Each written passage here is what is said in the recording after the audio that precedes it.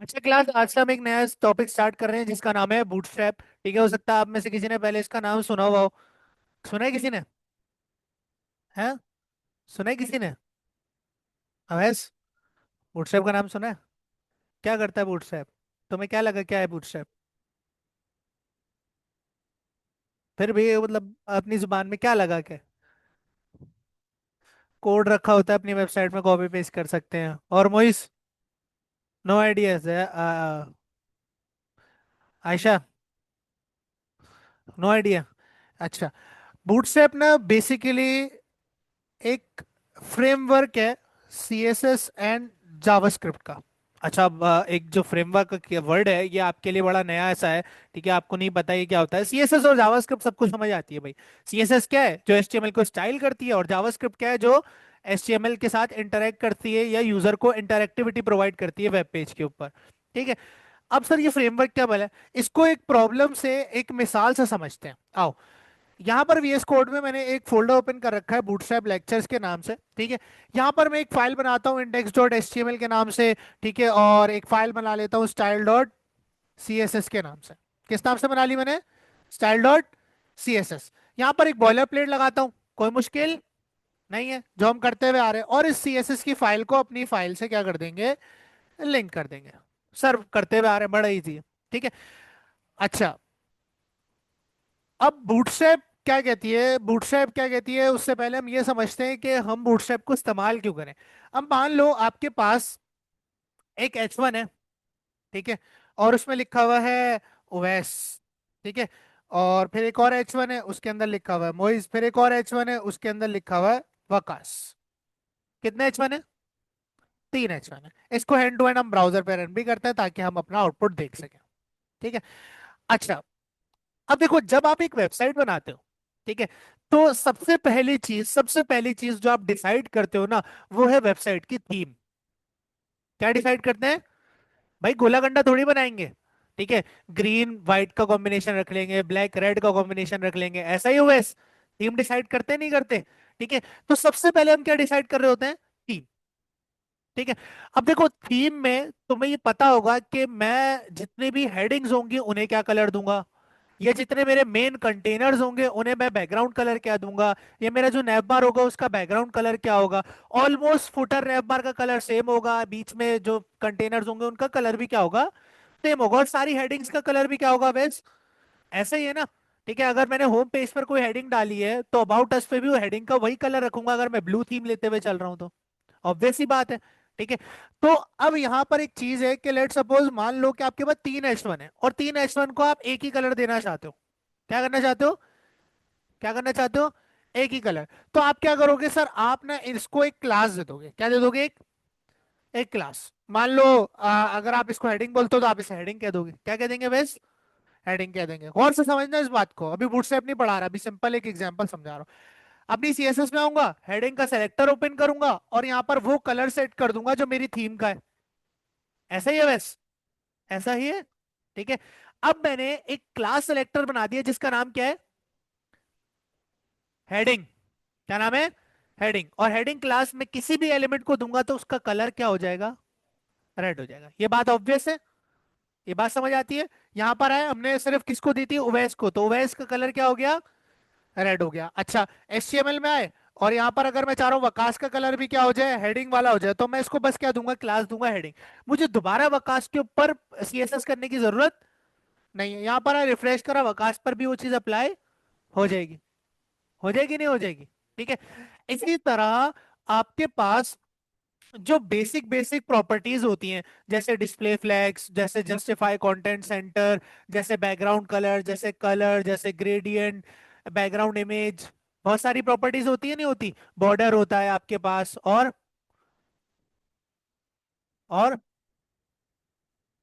Border radius होता है आपके पास। आपके पास गैप की प्रॉपर्टी होती नहीं होती है वैस? ठीक है। तो ये सारी वो प्रॉपर्टीज हैं वैस जो मैं बहुत ज्यादा एलिमेंट्स पर अप्लाई करता हूँ। ऐसा ही है। कंटिन्यूसली एलिमेंट्स पर कलर भी लग रहा होता है, बॉर्डर्स भी लग रहे होते हैं, बॉर्डर रेडियस भी लग रहे होते हैं, डिस्प्ले फ्लेक्स भी लग रहा होता है, जस्टिफाई कंटेंट गैप भी लग रहा होता है। ठीक है, ये सारी चीजें मैं अप्लाई कर रहा होता हूँ। अब फॉर एग्जांपल अगर मैं चाह रहा हूँ कि यार मैं पूरे अपनी वेबसाइट में हेडिंग का कलर रेड रखूंगा।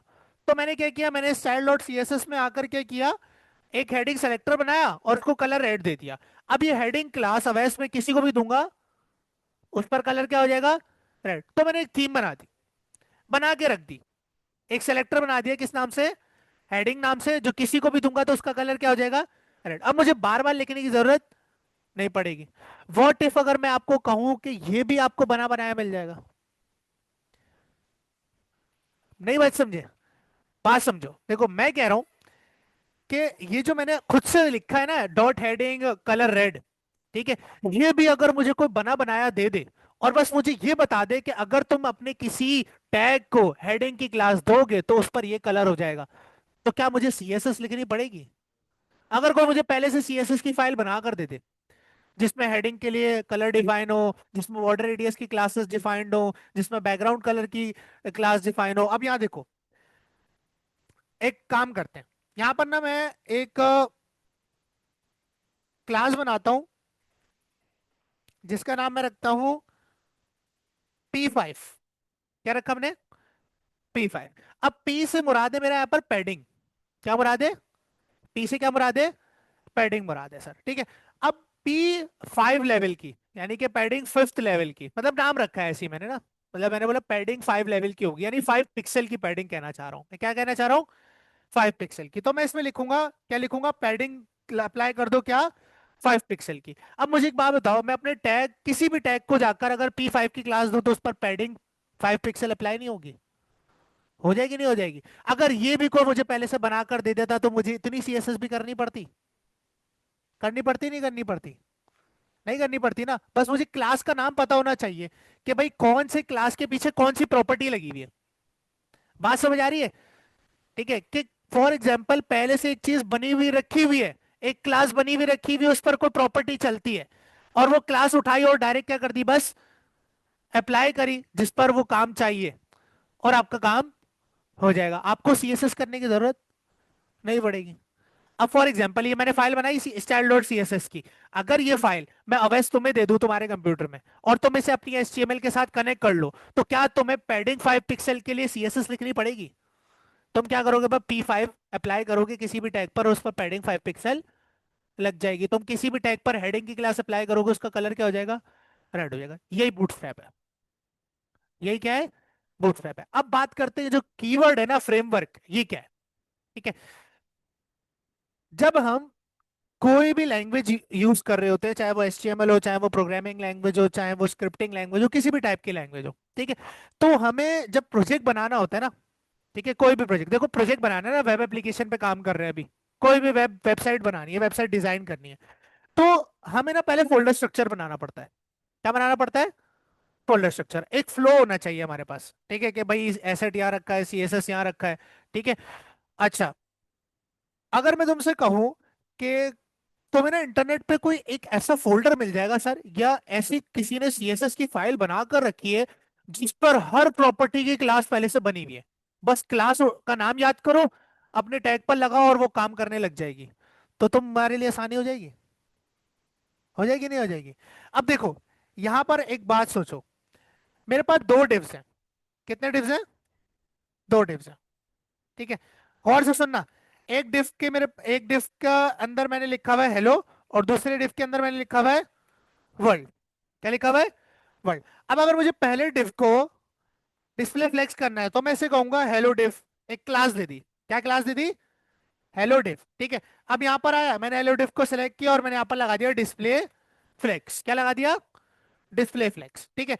अच्छा, अब दूसरे डिव को भी देनी है, इसे मैंने क्लास दी वर्ल्ड डिव। क्या दे दी, नाम दिया एक, ठीक है, इसको भी हमने यहाँ पे कॉपी किया, और वर्ल्ड डिव को मैंने क्या कर दिया, डिस्प्ले फ्लेक्स कर दिया, दोनों पे डिस्प्ले फ्लेक्स कर दिया।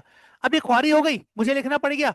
अब यहाँ देखो इसका शॉर्टकट क्या है, इसका शॉर्टकट क्या है, मैं यहाँ पर लिखूं एक क्लास जिसको मैं कह दूं डी फ्लेक्स के नाम से, किस नाम से, और ये जब क्लास किसी पर अप्लाई होगी तो डिस्प्ले फ्लेक्स चलेगा। क्या चलेगा, डिस्प्ले फ्लेक्स। अब आओ, डी फ्लेक्स की क्लास को मैंने यहाँ पर किया कॉपी, और कॉपी करने के बाद मैंने हेलो डिफ की जगह डी फ्लेक्स की क्लास दे दी, और वर्ल्ड के डिफ को भी किसकी क्लास दे दी, डी फ्लेक्स। तो दोनों पर डिस्प्ले फ्लेक्स अप्लाई नहीं होगा, नहीं होगा? क्योंकि डीफ्लेक्स के पीछे क्या चल रहा है वैस, डिस्प्ले फ्लेक्स चल रहा है। अब मुझे किसी भी डिफ को अगर डिस्प्ले फ्लेक्स करना है तो मुझे उसे टारगेट करके दोबारा डिस्प्ले फ्लेक्स देने की जरूरत, मैं खाली क्या लिखूंगा उसकी क्लास में, डिस्प्ले फ्लेक्स बना हुआ। लेकिन आप इसमें फिर कोई और प्रॉपर्टी नहीं डालोगे वरना वो भी अप्लाई हो जाएगी। ये बात समझनी है आपको, बात समझ आ रही है? ठीक है, इसमें आप डिस्प्ले फ्लेक्स के साथ कलर की प्रॉपर्टी नहीं डाल दोगे। ठीक है, तो ये चीजें ना आपके पास एक फ्रेमवर्क प्रोवाइड करता है आपको। फ्रेमवर्क क्या होता है? फ्रेमवर्क आपको, अच्छा फ्रेमवर्क की definition in terms of programming frameworks अलग होती है उसकी डेफिनेशन, और बूटस्ट्रैप की टर्म्स में इसकी डेफिनेशन अलग है। ठीक है, अगर मैं बूटस्ट्रैप की टर्म्स में एक फ्रेमवर्क को डिफाइन करूं तो एक फ्रेमवर्क आपके पास आपको बनी बनाई क्लासेस, मॉड्यूल्स, कंपोनेंट्स प्रोवाइड करता है, यानी पहले से प्री रिटन कोड प्रोवाइड करता है। क्या प्रोवाइड करता है? Pre written code. अब बूटस्ट्रैप ने आपको एक सीएसएस की फाइल बनाकर दी है ओएस, उसमें डीफ्लेक्स के नाम से एक क्लास बनी हुई है। क्या बनी हुई है? और उस क्लास के अंदर डिस्प्ले फ्लेक्स की प्रॉपर्टी लगी है जैसे हमने किया है। ये बूटस्ट्रैप की फाइल में पहले से लिखा हुआ है। क्या हुआ है? लिखा हुआ है। आप क्या उस बूटस्ट्रैप की फाइल को डाउनलोड करके अपने पास नहीं रख सकते? सीएसएस की, सीएसएस की फाइल है ना, अपने फोल्डर में नहीं रख सकते? रख सकते हैं, और अगर सीएसएस की फाइल है तो अपनी एचटीएमएल से अटैच भी कर सकते हैं। तो जब अपनी एचटीएमएल से अटैच कर देंगे तो बूटस्ट्रैप की लिखी हुई सीएसएस पूरी इस्तेमाल कर सकता हूं अपने पास? कर सकता हूं नहीं कर सकता? जाहिर सी बात है, अगर ये सीएसएस की फाइल में तुम्हें दे दो तो तुम्हें डिस्प्ले फ्लेक्स के लिए दोबारा कोड लिखना पड़ेगा। यही सिमिलर चीज आपको फ्रेमवर्क प्रोवाइड करता है। ठीक है, फ्रेमवर्क ना कॉम्बिनेशन होता है, बूटस्ट्रैप के टर्म्स में बात कर रहा हूं। ठीक है, ग्लोबली इसको मत सेट कर देना। ठीक है, बूटस्ट्रैप की टर्म्स के अंदर जो बूटस्ट्रैप एक फ्रेमवर्क है सीएसएस और जावास्क्रिप्ट का, इसका फ्रेमवर्क है। ठीक है, सीएसएस और जावास्क्रिप्ट के फ्रेमवर्क होने का मतलब यह है कि बूटस्ट्रैप में पहले से आपको सीएसएस और जावास्क्रिप्ट की फाइल्स मिलती है बनी बनाई। क्या मिलती है? फाइल्स, और उनमें वो सारी बेसिक बेसिक प्रॉपर्टीज और जावास्क्रिप्ट का कोड लिखा हुआ है जो एक वेबसाइट डिजाइनर अपनी डेली लाइफ में वेबसाइट बनाते हुए यूज करेगा। तो जब उसको वो बेसिक कोड जो वो कंसिस्टेंटली यूज कर रहा है अपनी वेबसाइट के अंदर बनाते हुए, अगर उसे वो पहले से लिखा लिखाया मिल जाए तो उसके लिए आसानी हो जाएगी। वो सीएसएस की ख्वारी से बचेगा नहीं बचेगा आयशा? बचेगा ना? ठीक है, अगर उसे डी फ्लेक्स की क्लास पहले से बनी बनाई मिलेगी तो उसे कभी डिस्प्ले फ्लेक्स किसी को डालने की जरूरत पड़ेगी? बस वो क्या करेगा, हर डिफ को डी फ्लेक्स दे देगा और उसका फ्लेक्स काम कर जाएगा। ठीक है, अगर नहीं आया तो थोड़ी सी इंग्लिश डेफिनेशन भी यहाँ पे मैं बता देता हूँ, देखो गूगल करते हैं। What is frameworks in reference to Bootstrap, देखो क्या कहता है भाई, पढ़ो। In reference to web development Bootstrap is a free open source. अच्छा ये भी है। ठीक है, फ्रेमवर्क्स ना दो तरीके के होते हैं, एक होते हैं क्लोज सोर्स और एक होते हैं ओपन सोर्स। ठीक है, ओपन सोर्स का मतलब होता है इसका कोड ना इंटरनेट पर फ्री में अवेलेबल है, और जो क्लोज सोर्स फ्रेमवर्क्स होते हैं वो लाइसेंस्ड होते हैं। क्या होते हैं? लाइसेंस, उसके लिए आपको लाइसेंस लेना पड़ता है। लेकिन बूटस्ट्रैप क्या है, फ्री है और ओपन सोर्स है, इसके लिए कोई ट्रायल, कोई आपको सब्सक्रिप्शन लेने की जरूरत नहीं है, और इसका कोड इंटरनेट पर फ्री में अवेलेबल है। ओपन सोर्स का ये मतलब होता है। क्लियर है ये चीज?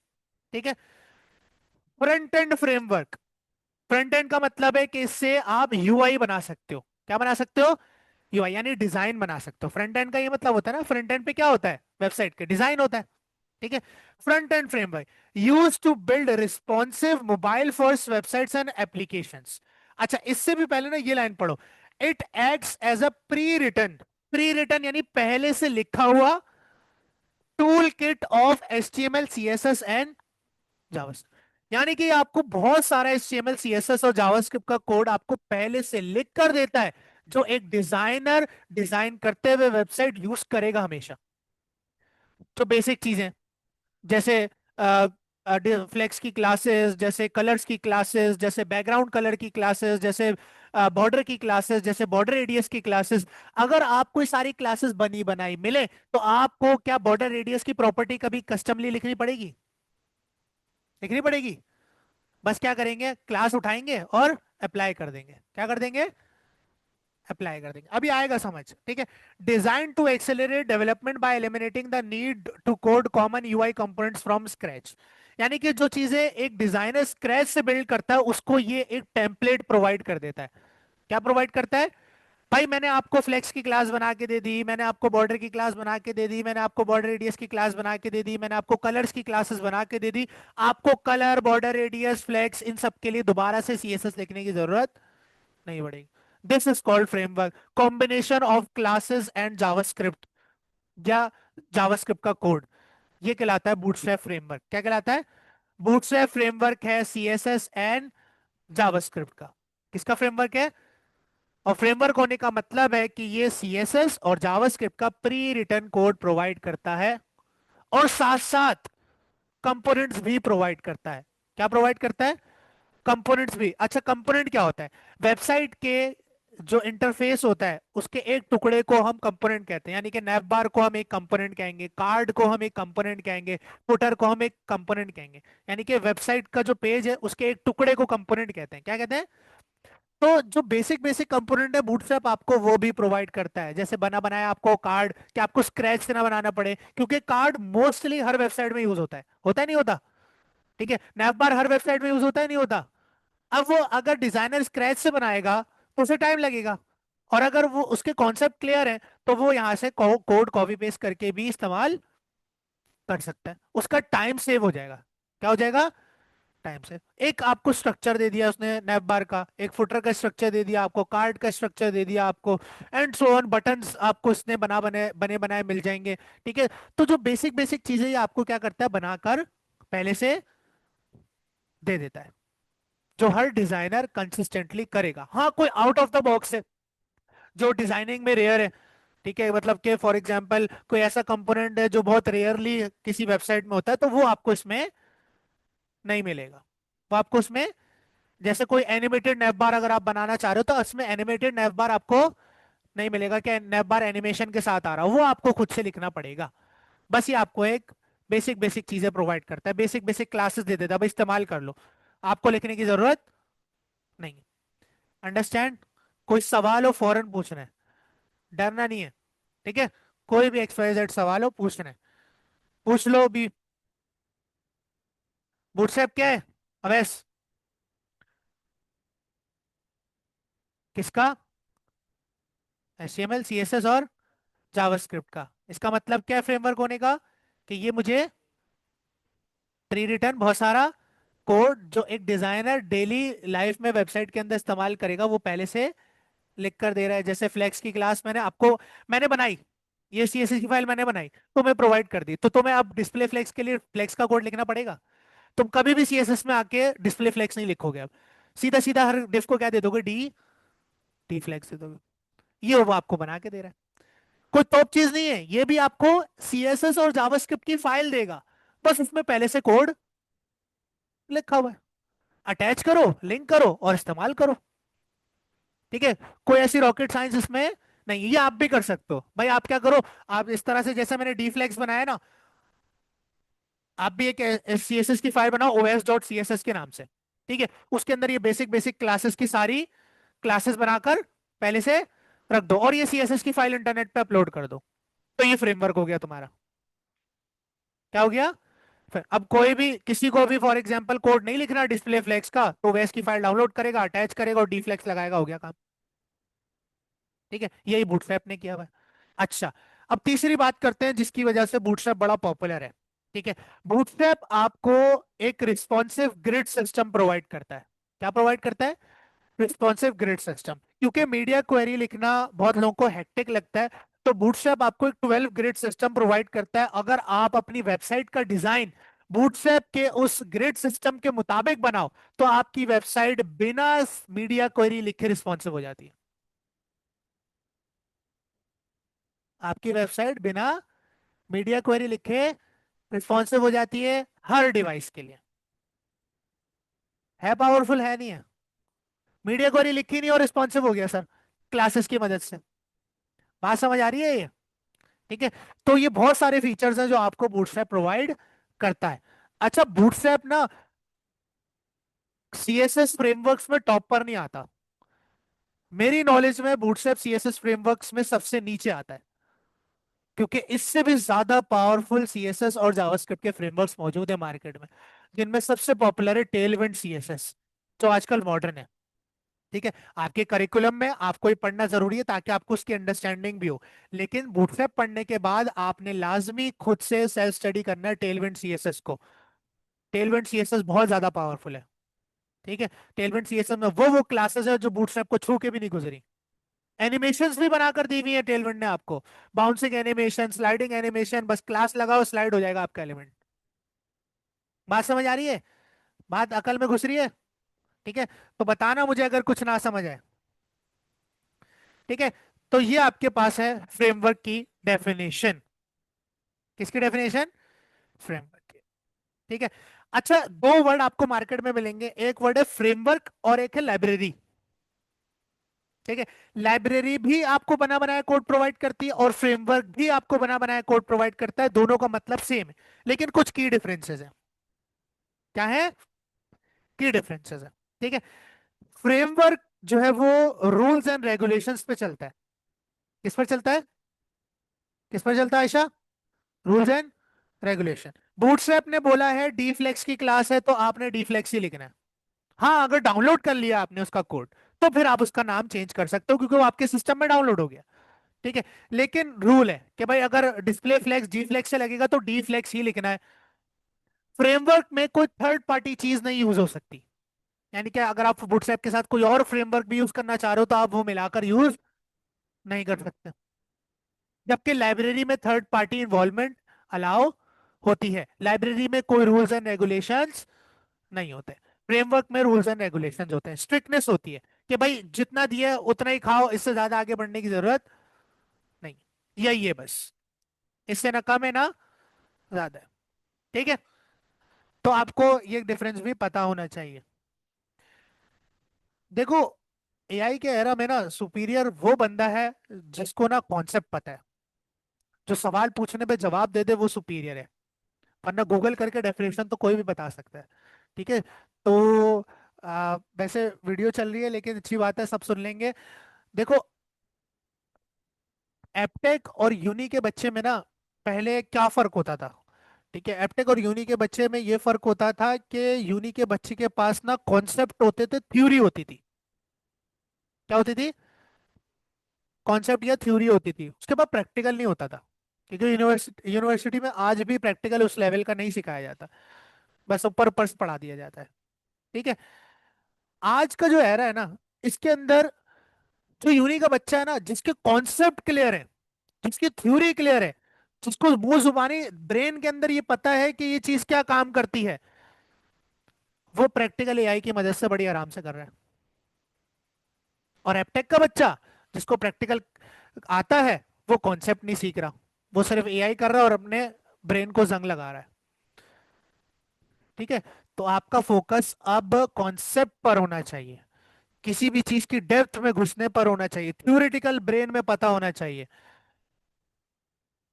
वरना अपना फ्रेमवर्क तो तुम जीपीटी से भी बनवा लो, बूटस्ट्रैप जैसा।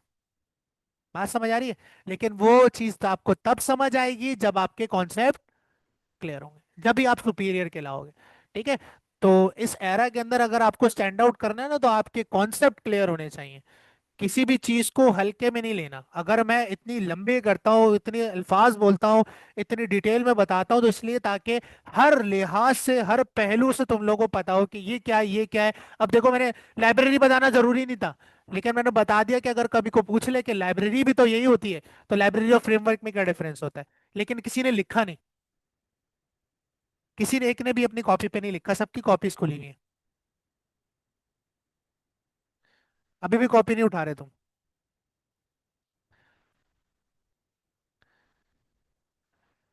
ठीक है, तो अब बढ़ते हैं बूटस्ट्रैप की तरफ और देखते हैं हम किस तरह से बूटस्ट्रैप को अपने वेबसाइट के अंदर इस्तेमाल कर सकते हैं। यानी कि बूटस्ट्रैप की बनी बनाई सीएसएस और आयशा क्या, सीएसएस और जावास्क्रिप्ट की फाइल को हम इस्तेमाल कर सकते हैं।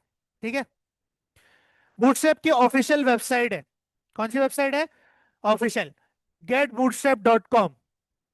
ठीक है, सारा कुछ यहां मिलेगा। किसी भी चीज को वही बंदा सबसे अच्छा पढ़ा सकता है जिसने वो बनाया हो। बूटस्ट्रैप की ऑफिशियल वेबसाइट है और हर फ्रेमवर्क और लाइब्रेरी जितनी भी है, चाहे वो प्रोग्रामिंग के फ्रेमवर्क्स हो, चाहे वो स्क्रिप्टिंग के फ्रेमवर्क्स हो, चाहे वो सीएसएस का हो, जावास्क्रिप्ट का हो, किसी का भी फ्रेमवर्क हो, हर फ्रेमवर्क की ऑफिशियल वेब होती है। और उस वेब के अंदर उसकी डॉक्यूमेंटेशन होती है। डॉक्यूमेंटेशन में उस फ्रेमवर्क को पढ़ाया जाता है, उसके कॉन्सेप्ट्स को एक्सप्लेन किया जाता है। तो मैं खुद इन वेबसाइट से पढ़ता हूँ, क्योंकि यहाँ पर आपको मुकम्मल मिलेगा। ठीक है, यूट्यूब पे जाओगे कोई कोई चीज खा जाएगा, कोई कोई चीज खा जाएगा। डॉक्यूमेंटेशन में आपको मुकम्मल गाइड मिलेगी। ठीक है, तो A to Z आपको पूरी चीज मिलेगी। तो यहाँ पर आपके पास देखो क्या कह रहा है, build fast responsive sites with bootstrap. जल्दी और रिस्पॉन्सिव बनाओ बिना मीडिया क्वेरी के।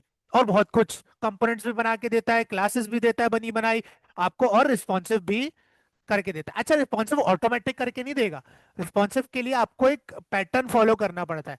ठीक है, वो हम आने वाली क्लासेस में पढ़ेंगे कि इस तरह से फॉलो करके अगर स्ट्रक्चर बनाओगे ना अपनी वेबसाइट का, जो कि इजी है बहुत। ठीक है, तो आपको कोई CSS में मीडिया क्वेरी लगाने की जरूरत नहीं पड़ेगी, क्लासेस होती हैं वो लगानी होती हैं।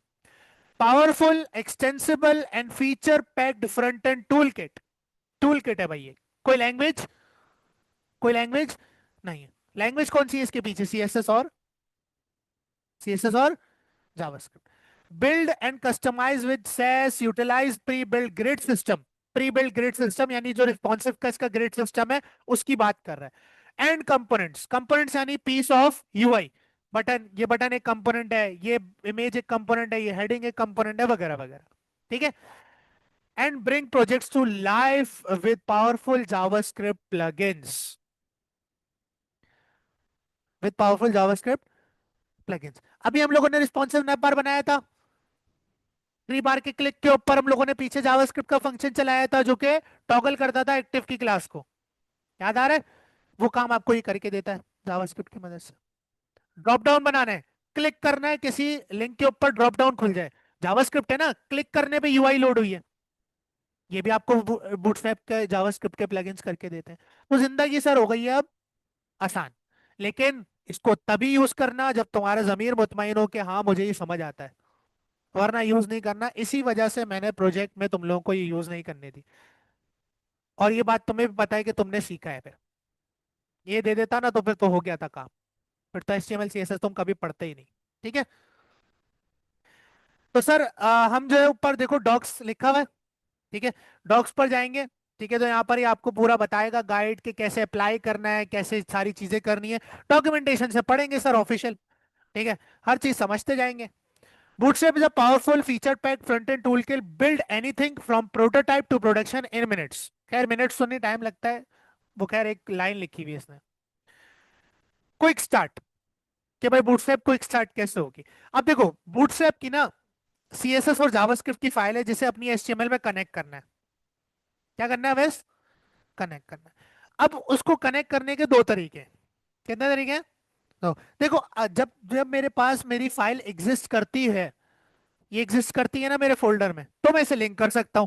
लेकिन एक ऐसी फाइल जो एग्जिस्ट करती ही नहीं है, उसे कैसे लिंक करूंगा मेरे पास? लिंक कर सकते हैं।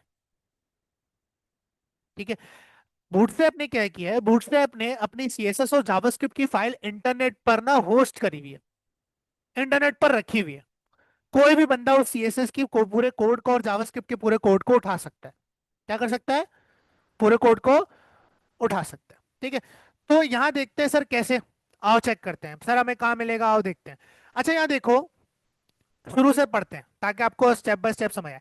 Gate started by including Bootstrap production ready CSS and JavaScript via CDN। अब सर CDN क्या भला है, अभी समझेंगे। Without the need for any build step, see it practice with Bootstrap CodePen demo. आप डेमो भी देख सकते हो। सबसे पहला स्टेप कह रहे हैं create a new index dot HTML file, यानी एक HTML फाइल बना लो। जरूरी नहीं इंडेक्स, मतलब वो एक एग्जांपल दे रहा है। ठीक है, file in your project root, include meta name viewport. Meta name viewport मेरे पास पहले से आता है। ठीक है, ये आ रहा मेरे पास।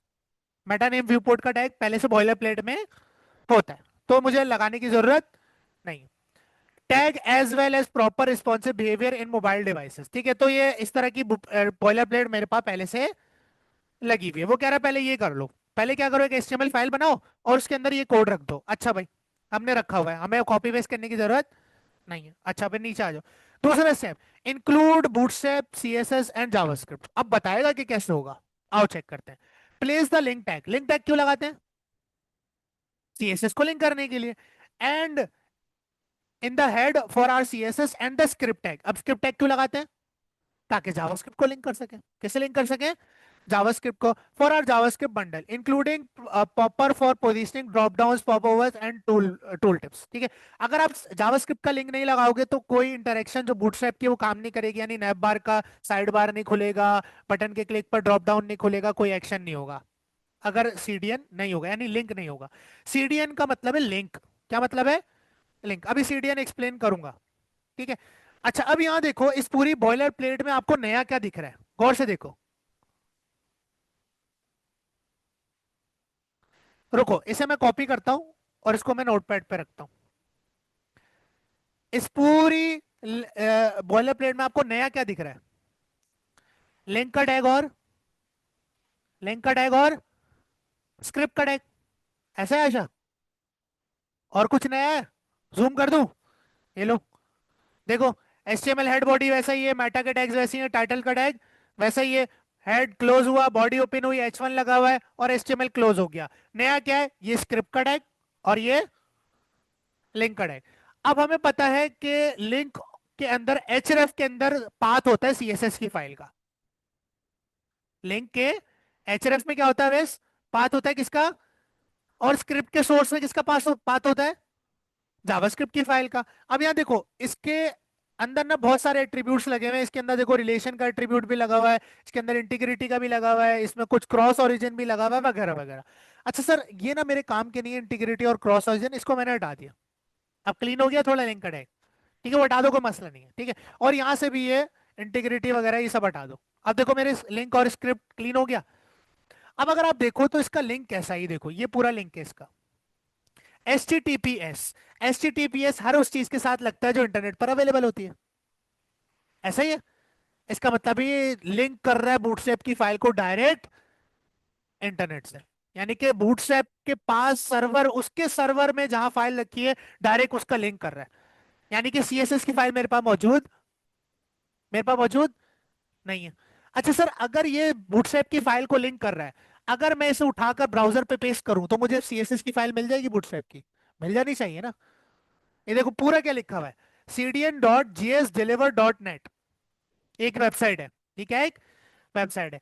उसके अंदर आपके पास एक फोल्डर है npm के नाम से। किस नाम से?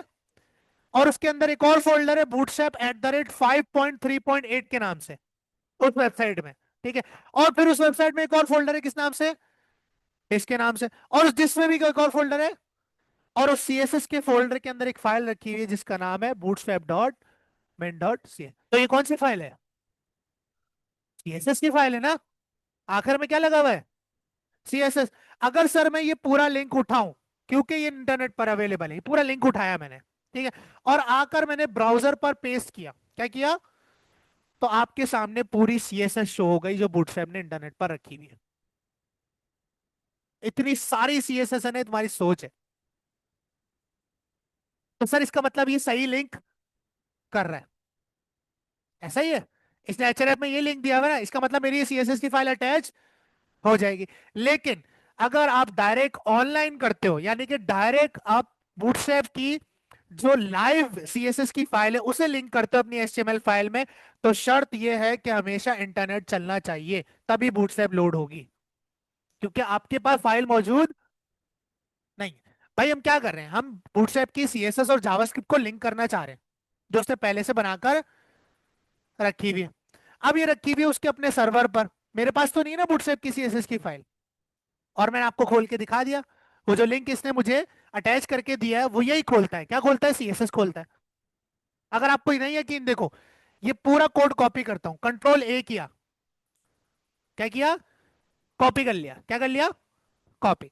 और इसने फाइल किस नाम से बनाई थी? देखो, bootstrap.min.css। आओ देखो, यहां पर मैं एक फाइल बनाता हूं, bootstrap.min.css। CSS की फाइल है। यहां पर एक कोड पेस्ट किया और इसको फॉर्मेट किया। तो ये आपके पास क्या है? ये क्या है आपके पास? CSS नहीं है?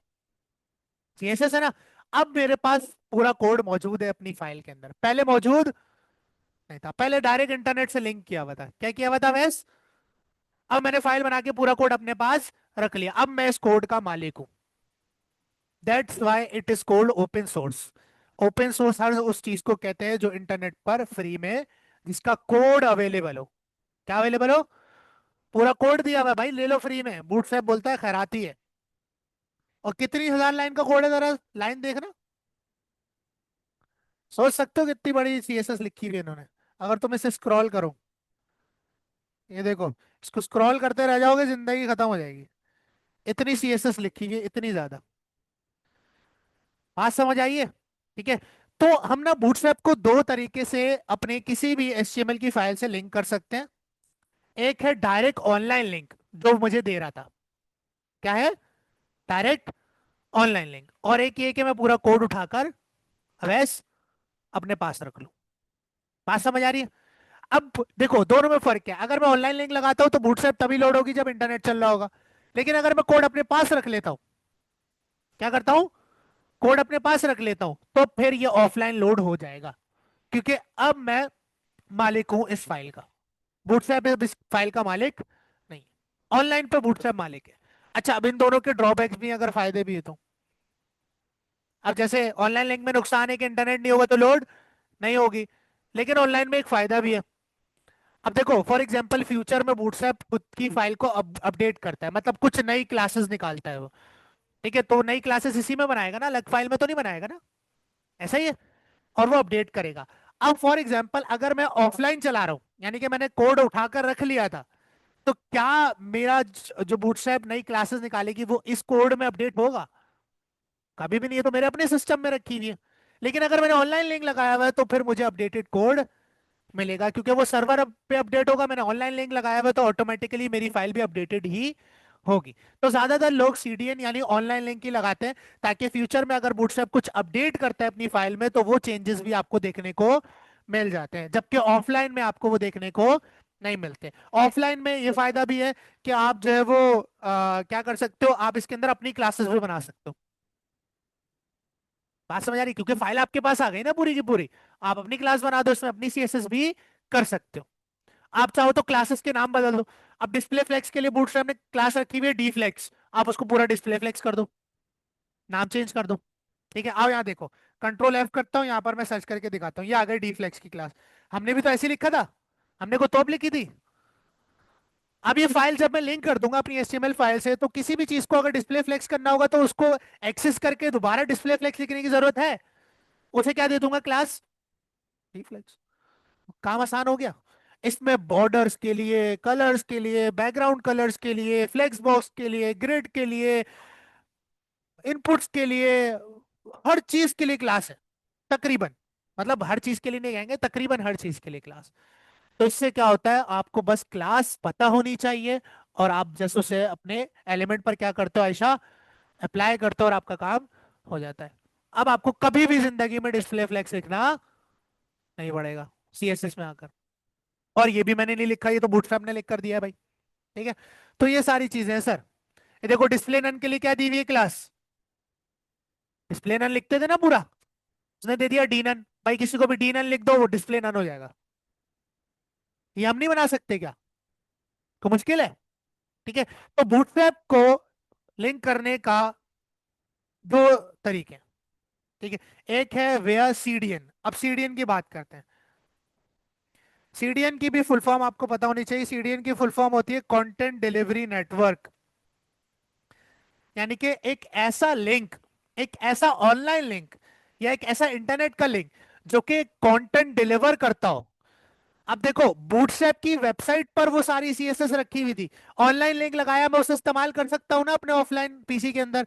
तो वो क्या हो रहा है, इंटरनेट से डिलीवर हो रहा है पूरा कोड, क्या हो रहा है, डिलीवर हो रहा है। क्या हो रहा है वैस? तो इसी वजह से जो लिंक है, ऑनलाइन लिंक, इसे हम सीडीएन कहते हैं। क्या कहते हैं? यानी कि जो इंटरनेट वाला लिंक होगा उसे हम सीडीएन कहते हैं, और जो ऑफलाइन लिंक होगा उसे भी सीडीएन कह सकते हो, लेकिन उसे हम लिंक कहते हैं फिर। बात समझ आ गई? कान इधर से पकड़ो, इधर से एक ही बात है, लिंक है। लेकिन फुल फॉर्म पता होनी चाहिए। ऐसा लिंक जो कंटेंट इंटरनेट से आपके सिस्टम में डिलीवर करता हो, उसे सीडीएन कहा जाता है। क्लियर हो गया? तो अवैस, ऑफलाइन बेटर लगता है या ऑनलाइन? क्या यूज करोगे? ऑफलाइन? हाँ भाई, फाइल रखोगे अपने पास? ऑफलाइन फाइल रखोगे? हाँ भाई अजयन, फाइल रखोगे? आयशा, ऑफलाइन फाइल रखोगे? अपडेट्स नहीं चाहिए? मुझे एक बात बताओ, सिर्फ आपको डेवलपमेंट के अंदर ये जरूरत पड़ेगी कि जब आप डेवलप कर रहे हो तो आपके पास इंटरनेट चलना चाहिए ताकि आप डेवलपमेंट के अंदर देख सको बूटस्ट्रैप को रन करके। अब फॉर एग्जांपल आपने एक बूटस्ट्रैप पे वेबसाइट बनाई और वो वेबसाइट लाइव हो गई, क्या हो गई? क्या इस दुनिया की कोई भी वेबसाइट बिना इंटरनेट के खुल सकती है? क्या इस दुनिया की कोई भी वेबसाइट बिना इंटरनेट के खुल सकती है? तो मैं सीडीएन क्यों नहीं यूज करूं? जो बंदा मेरी वेबसाइट खोलेगा या सर्च करेगा गूगल के ऊपर, जाहिर सी बात है उसके पास इंटरनेट चल रहा है। और जब उसके पास इंटरनेट चल रहा है तो उसके पास सीडीएन लोड नहीं होगा।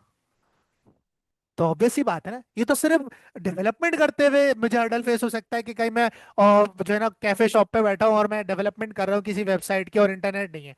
लेकिन जब वेबसाइट बन गई और होस्ट हो गई तब तो सीडीएन चलेगा ना। अगर फॉर एग्जाम्पल एक बंदे के पास इंटरनेट ही नहीं है तो उसके पास तो गूगल भी नहीं चलेगा, वेबसाइट तो दूर की बात है। तो जब इंटरनेट चल रहा है तो सीडीएन यूज नहीं करेंगे?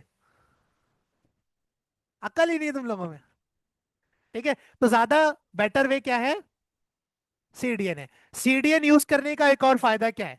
आपने अगर बूटस्ट्रैप की फाइल बना के अपने सिस्टम में रखी है, क्या करा है? बूटस्ट्रैप की फाइल अपने बना के सिस्टम में रखी है तो हर फाइल का साइज होता है। और अगर प्रोजेक्ट में एक फाइल एक्स्ट्रा ऐड हो गई है और 13,000 लाइन की फाइल ऐड हुई है तो इसका साइज होगा मेमोरी का, जगह भी ज्यादा लेगी प्रोजेक्ट में। और एक लिंक यानी एक फाइल जो बूटस्ट्रैप के पास रखी हुई है उसकी मशीन में और उसके बाद लिंक देना है, उसकी फाइल साइज यानी उसकी मेमोरी यूजेस मेरे कंप्यूटर में होगी ही नहीं। तो वो ही ज्यादा अच्छा है या ऑफलाइन ज्यादा अच्छा है? सीडीएन। अब सीडीएन पे आ गए हैं। ऑब्वियस सी बात है ना बड़ा, सोचो सीडीएन लगाना बेटर है। एक बंदा जो वेबसाइट सर्च करेगा गूगल पे, जाहिर सी बात है उसके पास इंटरनेट चल रहा है, और इंटरनेट चल रहा है तो फिर बूटस्ट्रैप लोड हो जाएगी। क्लियर है ये चीज? ठीक है। तो बूटस्ट्रैप को लगाने के कितने तरीके हैं? विया सीडीएन या विया डाउनलोड करके रख लो। ठीक है। अच्छा, ये मैंने जो कोड उठाना सिखाया है ये सही तरीका नहीं है, आप इस तरह उठा सकते हो कोड, ठीक है, लेकिन इसको हम डाउनलोड करते हैं पूरी फाइल को प्रॉपरली। ठीक है। इसी तरह देखो जावास्क्रिप्ट का भी है, मैंने जावास्क्रिप्ट का नहीं दिखाया, जावास्क्रिप्ट का भी है। देखो ये जावास्क्रिप्ट का सीडीएन है, ये रहा। ठीक है, इसे भी कॉपी किया इंटरनेट पे डाले, डाले इंटरनेट पे, कॉपी पेस्ट किया, देखो जावास्क्रिप्ट का पूरा कोड आ गया। अब इसको भी उठाया, क्या किया? कॉपी किया। इसने किस नाम से फाइल बनाई है? Bootstrap dot bundle dot min dot JS. हम बना लेते किसी और नाम से, जिस नाम से चाहो, bootstrap dot min dot JS, क्योंकि जावास्क्रिप्ट की फाइल है तो एक्सटेंशन क्या होगी? जेएस। यहाँ पर आए, और यहाँ पर आने के बाद वो कोड कहाँ गया? कॉपी किया और यहाँ पर पेस्ट किया, फॉर्मेट किया, और ये आपके पास कुछ इस तरह का कोड है जो कि इसने आपको लिख कर दिया। और ये कितनी 1,000 लाइन का है भाई? अच्छा, ये लाइन नहीं दिखा रहा क्योंकि फॉर्मेट नहीं हुआ हुआ। एक मिनट, फॉर्मेट डॉक्यूमेंट, इसमें प्रिटियर नहीं है।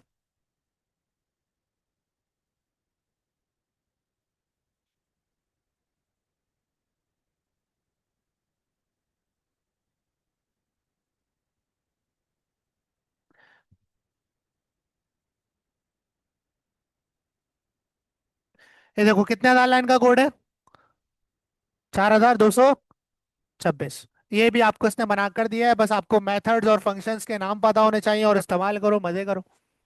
बात समझ आ गई है? ठीक है। तो ये सारा सीन है सर। क्लियर है? अब देखो ये दोनों फाइल मेरे पास ऑफलाइन आ गई हैं, आ गई हैं। ठीक है। तो आपके पास इंडेक्स डॉट एचटीएमएल में गए, इस बूटस्ट्रैप को लिंक करना है तो मैंने यहाँ पर लगाया लिंक, और एचरेफ में मैंने bootstrap dot min dot CSS को क्या कर दिया? लिंक कर दिया। इसी तरह नीचे आया, स्क्रिप्ट सोर्स का टैग लगाया, किसका टैग लगाया? और मैंने यहाँ पर किसको लिंक कर दिया? Bootstrap dot min dot JS को। मेरी बूटस्ट्रैप की सीएसएस और जावास्क्रिप्ट की फाइल अटैच हो गई है, और अब मैं बूटस्ट्रैप का लिखा हुआ कोड इस्तेमाल कर सकता हूँ। ठीक है। ये वही बात है, पकाए कोई और खाए कोई। ठीक है। क्लियर है? और अगर सीडीएन से करता तो सीडीएन के लिए बहुत आसान तरीका है कि आप बूटस्ट्रैप की वेबसाइट पे जब आओगे तो आपको दूसरे स्टेप के नीचे जो ये बॉयलर प्लेट मिल रही है, आपने सीधा सीधा इस बॉयलर प्लेट को कॉपी करना है, और कॉपी करने के बाद यहाँ पर पेस्ट कर देना है, और आपने बॉडी के अंदर अपना कोड लिखना शुरू कर देना है, क्योंकि सीडीएन ऑलरेडी इसमें लगे हुए हैं। क्लियर है ये चीज? तो बूटस्ट्रैप को लिंक करने के कितने तरीके हैं? एक है लिंक की मदद से, और दूसरा कोड उठा के रख लिया जाए। ठीक है। अच्छा, किसी को अगर सीडीएन के जरिए कोड नहीं उठाना तो ये पूरी बूटस्ट्रैप का सोर्स कोड भी डाउनलोड कर सकते हो, इसी के नीचे दिया हुआ है। आओ, ये देखो इसने सीडीएन लिंक्स दिए हुए हैं। ये देख रहे हो, ये बटन दिख रहा है डाउनलोड का साइड पे। ठीक है, डाउनलोड पे आओगे तो यहाँ पर आपके पास देखो डाउनलोड आ रहा है। कंपाइल सीएसएस एंड जावास्क्रिप्ट यहाँ पर आप डाउनलोड कर सकते हो। जैसे ही डाउनलोड पर क्लिक करोगे आपके पास एक जिप फाइल डाउनलोड होना स्टार्ट हो जाएगी।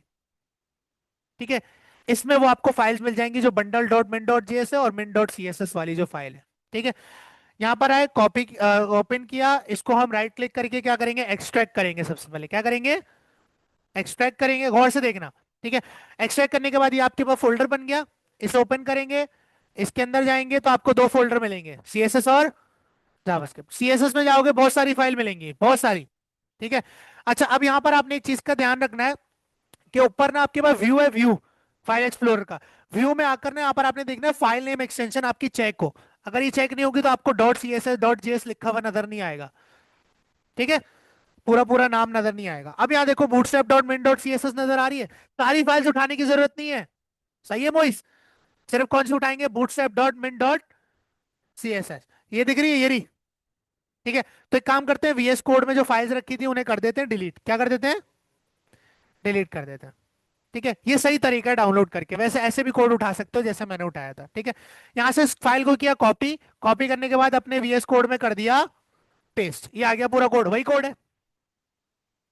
ठीक है, इसी तरह बैक जाएंगे और फिर जावास्क्रिप्ट के फोल्डर में जाएंगे। किस में जाएंगे, और यहां पर हम उठाएंगे Bootstrap dot bundle dot min dot JS, जो उसने सीडीएन में दी हुई थी। किस में दी हुई थी, सीडीएन में। देखो कहाँ है, bootstrap dot bundle dot min dot JS, कौन सी वाली है,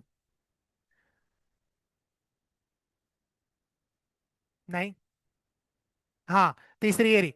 ठीक है, bootstrap dot bundle dot min dot JS, इसे मैंने यहां से उठाया और कहाँ रख दिया, अपने इसमें रख दिया। बेटर वे ये है कि आप एक फोल्डर बना लो एसेट्स के नाम से, और एसेट्स के अंदर आप एक और फोल्डर बना लो बूटस्ट्रैप के नाम से। किस नाम से, बूटस्ट्रैप, और ये दोनों फाइल्स आप उसमें रख दो, बूटस्ट्रैप के फोल्डर के अंदर। ठीक है, तो ये ऑर्गेनाइज हो गया। आपको लिंक करना है तो फिर आप लिंक कर सकते हो, एक ऑर्गेनाइज वे में हमने यहाँ पर रख दिया।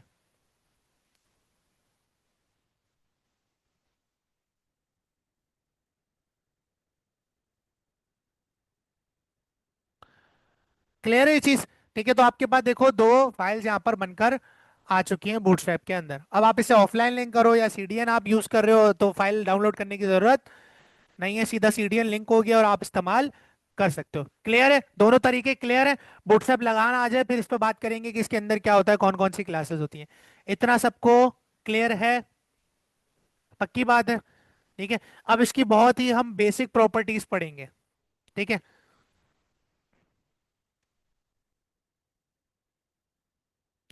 अब यहाँ देखो, H1 लगाया, H1 में मैंने लिख दिया हेलो वर्ल्ड। क्या लिख दिया, हेलो वर्ल्ड। ठीक है, अब इस फाइल को हमने रन किया हुआ ऑलरेडी, यहाँ पर है, रिफ्रेश किया।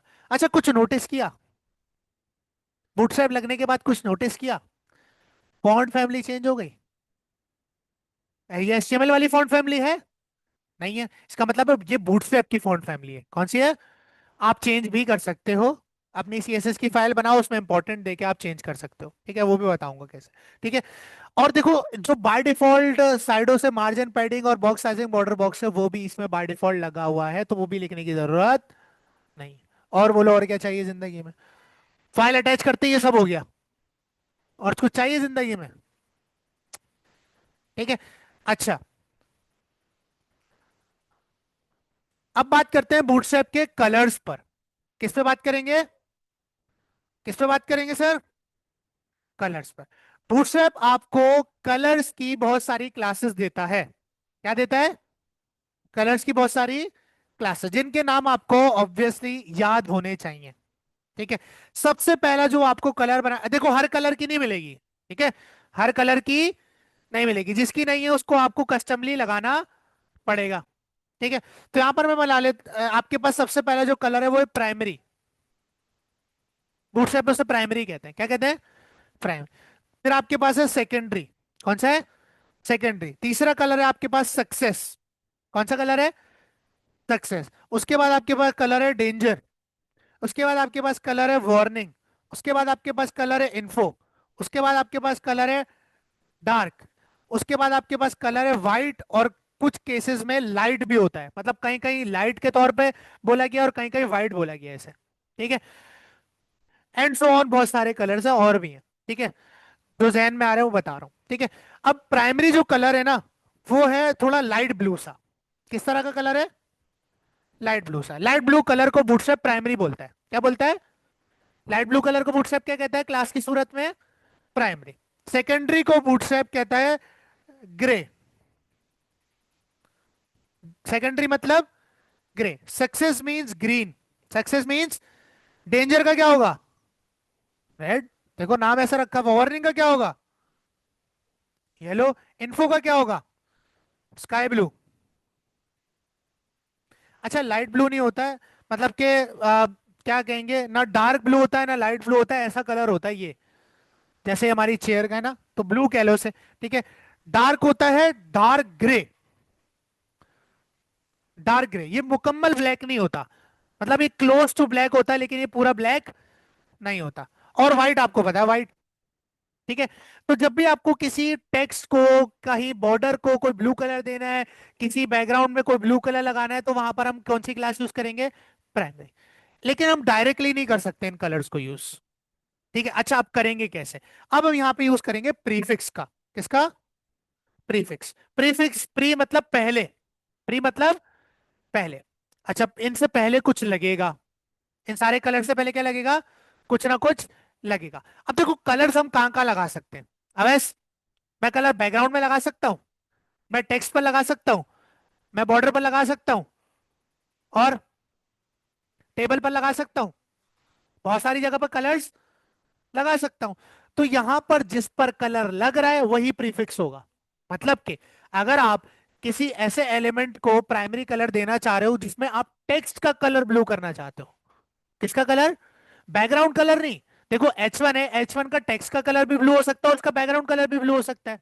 हो सकता है, नहीं हो सकता? तो आप बूटस्ट्रैप को कैसे पता चलेगा कि आप ब्लू करना चाह रहे हो, प्राइमरी दे रहे हो, ब्लू करना चाह रहे हो, टेक्स्ट को करना चाह रहे हो या बैकग्राउंड को? तो यहां पर लगता है प्रीफिक्स। क्या लगता है पहले?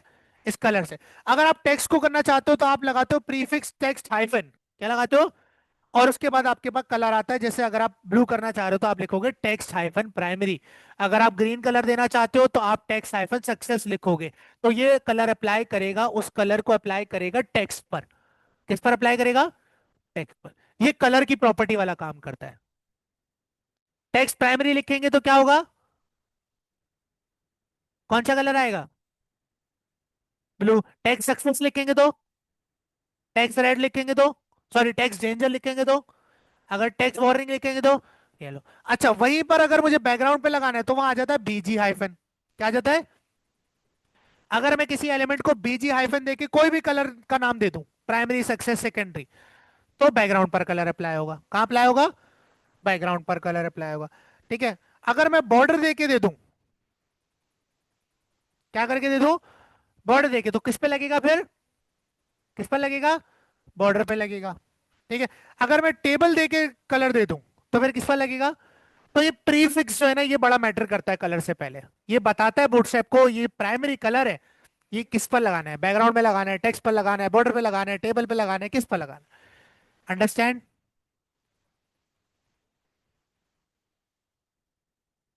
ठीक है। अच्छा, बटन के लिए भी होता है। बटन के लिए क्या होता है? हाँ, ठीक है। अगर आप चाह रहे हो ना कि आपका बटन जो है ना वो ब्लू कलर का हो जाए या ग्रीन कलर का हो जाए, तो बटन के लिए प्रीफिक्स होता है बीटीएन हाइफन, और फिर आपके कलर का नाम आ जाता है। बात समझ आ रही है वैसे? अगर मैं किसी बटन को क्लास देता हूँ बीटीएन प्राइमरी, तो वो बटन ऑटोमेटिकली क्या हो जाएगा? ब्लू हो जाएगा।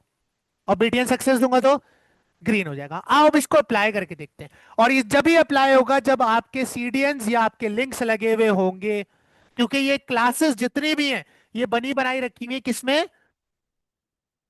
बूटस्ट्रैप के पास। अच्छा सर, अगर बनी बनाई रखी है तो सर दिखाएं। आओ बूटस्ट्रैप की फाइल में चलते हैं, इसे फॉर्मेट करते हैं। ठीक है, और अब देखते हैं। सर आपने कहा टेक्स्ट हाइफन प्राइमरी पे ब्लू कलर रखा हुआ है, कौन सा कलर रखा हुआ है? Blue colour. आओ चेक करते हैं, कंट्रोल एफ से ना फाइंड कर सकते हो, मतलब क्या, कंट्रोल एफ दबाओगे ना तो कुछ भी ढूंढ सकते हो इतनी बड़ी फाइल में। तो यहां मैं लिखता हूं टेक्स्ट हाइफन प्राइमरी। क्या लिख रहा हूं? Text hyphen primary. अब यहां पर यूज हुआ है वेरिएबल्स का। किसका यूज हुआ है? वेरिएबल्स का। अब देखो इसने ना कलर अप्लाई कर रखा है BS प्राइमरी RGB। अब मुझे ये सर्च करना पड़ेगा, ये आपने वेरिएबल उठाना है, क्या करना है, कॉपी करना है और यहाँ फाइंड में रखोगे तो आपको ये वहां पर ले जाएगा।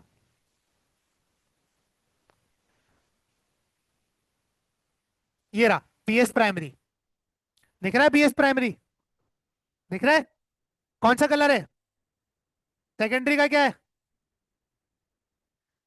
ग्रे, सक्सेस का, इन्फो का लाइट ब्लू सा है, ठीक है, वार्निंग का येलो है, डेंजर का रेड है, और लाइट का वाइट है, और डार्क ग्रे का, सॉरी डार्क डार्क का dark grey, close to black, लेकिन ये पूरा ब्लैक नहीं है, हो सकता है आपको स्क्रीन में इल्यूजन हो रहा हो। ठीक है। अच्छा और भी कलर है, प्राइमरी एम्फेसिस नाम का भी एक कलर है जो कि इस तरह का होता है, ये थोड़े डार्कर शेड्स होते हैं उन्हीं कलर्स के। ठीक है। और भी कलर्स यहाँ पर बहुत सारे डिफाइंड हुए हैं। ठीक है। अब यहाँ देखो, ये पहले से बने हुए हैं, और जब ये क्लासेस पहले से बनी हुई है और मेरी CSS की बूटस्ट्रैप की फाइल अटैच है, तो मैं इस क्लास का इस्तेमाल कर सकता हूँ। क्या मुझे लिखना पड़ेगा दोबारा? नहीं लिखना पड़ेगा। तो देखो हेलो वर्ल्ड लिखा हुआ है, इसको मैंने क्लास दी टेक्स्ट हाइफन प्राइमरी, क्या दी, इसका मतलब इसका कलर क्या हो जाना चाहिए, बैकग्राउंड का, टेक्स्ट का, किसका, टेक्स्ट का। यहाँ के रिफ्रेश किया, देखो ब्लू हो गया। वहीं पर अगर मैं इसका प्रीफिक्स चेंज करके टेक्स्ट की जगह क्या कर दूं, BG कर दूं, क्या कर दूं, BG, तो यहाँ रिफ्रेश करें तो देखो कहां पर लग रहा है अब कलर, अब बैकग्राउंड में लग रहा है। बात समझ आती है? ठीक है।